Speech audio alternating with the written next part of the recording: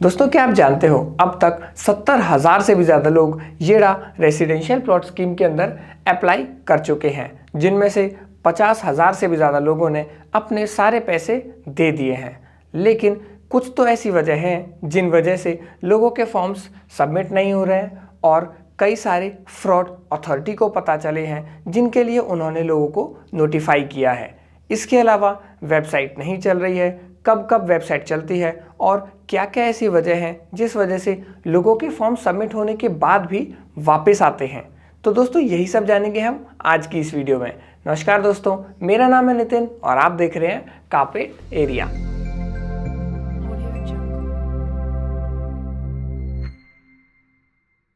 दोस्तों, कल यानी कि 6 अगस्त 2022 को यमुना अथॉरिटी की वेबसाइट में एक नोटिफिकेशन जारी किया जाता है, जिसमें बोला जाता है कि अब last day of form submission है 14 अगस्त 2022।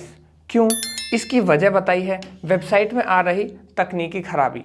दोस्तों, इतने लोगों ने यमुना अथॉरिटी की वेबसाइट को एक्सेस किया है कि उनकी वेबसाइट क्रैश कर गई है। आपको याद होगा 30 सितंबर के बाद आपने दिन के समय जब भी वेबसाइट पर जाने की कोशिश की है तो वेबसाइट बार बार क्रैश होती है। उसी वजह से इस डेट को आगे एक्सटेंड किया गया है। दोस्तों, आपको याद होगा कि 30 सितंबर को ही यमुना अथॉरिटी ने नोटिफिकेशन जारी किया था कि एडिट करने का जो ऑप्शन है उसको वेबसाइट पर दिया जाए, ताकि लोग जो आवेदन करता है वो अपने फॉर्म के अंदर जो एडिटिंग करना चाहते हैं, यानी कि जो बदलाव करना चाहते हैं, वो कर पाएँ।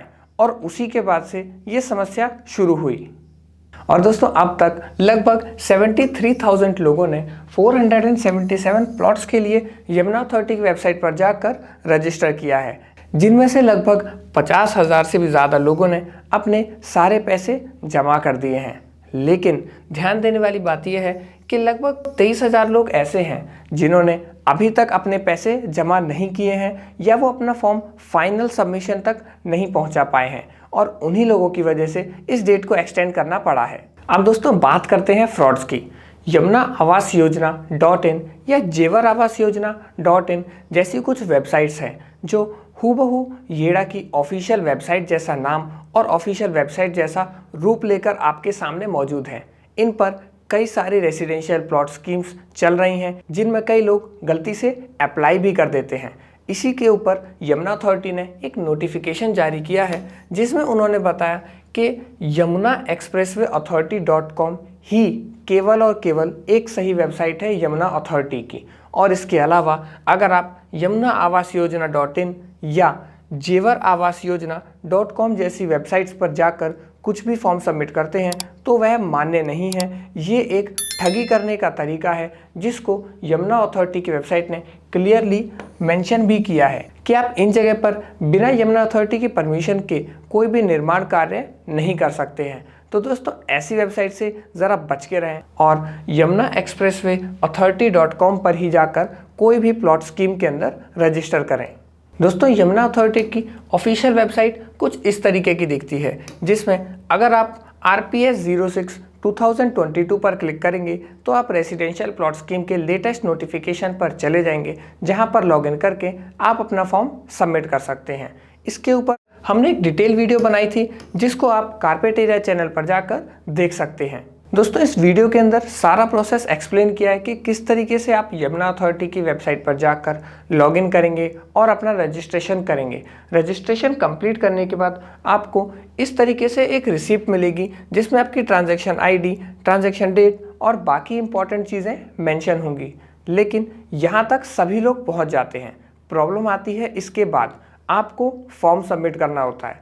फॉर्म के ऊपर अगर एक नज़र डालें तो इस तरीके का आपका कुछ फॉर्म दिखेगा, जिसमें आपकी फ़ोटो, सिग्नेचर, आपकी सारी डिटेल्स भरी जाएंगी और लास्ट में आपसे आपका बैंक अकाउंट जो आप ही के नाम पर यानी LOT के नाम पर होगा, उसकी डिटेल्स भी यहाँ भरी जाएंगी।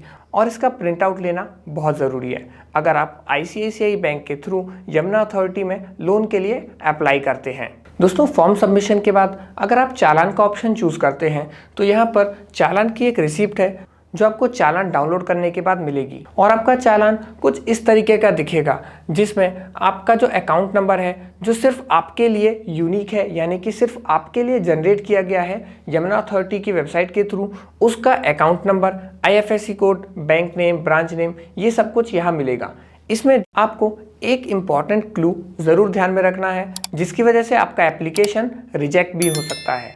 वो क्लू ये है कि आपको ये अमाउंट पे करना है, ना कि ये 10% अमाउंट जो आपने नोटिफिकेशन के अंदर पढ़ा है। दोस्तों, ये है आपका नेट पेएबल अमाउंट। अगर आपने इस अमाउंट को NEFT या RTGS के थ्रू पे किया है तो ये आपका 24 से 48 घंटों में आपके अकाउंट में यमुना की तरफ से वापस आ जाएगा और आपका एप्लीकेशन सबमिट नहीं माना जाएगा, क्योंकि आपका नेट पेएबल अमाउंट ये है। इसके बाद का प्रोसेस बहुत ही आसान है, जहां पर आपने जिस भी पेमेंट मोड के थ्रू पेमेंट किया है वो आप यहां से चूज़ कर लें और उसका स्टेटस चेक कर लें।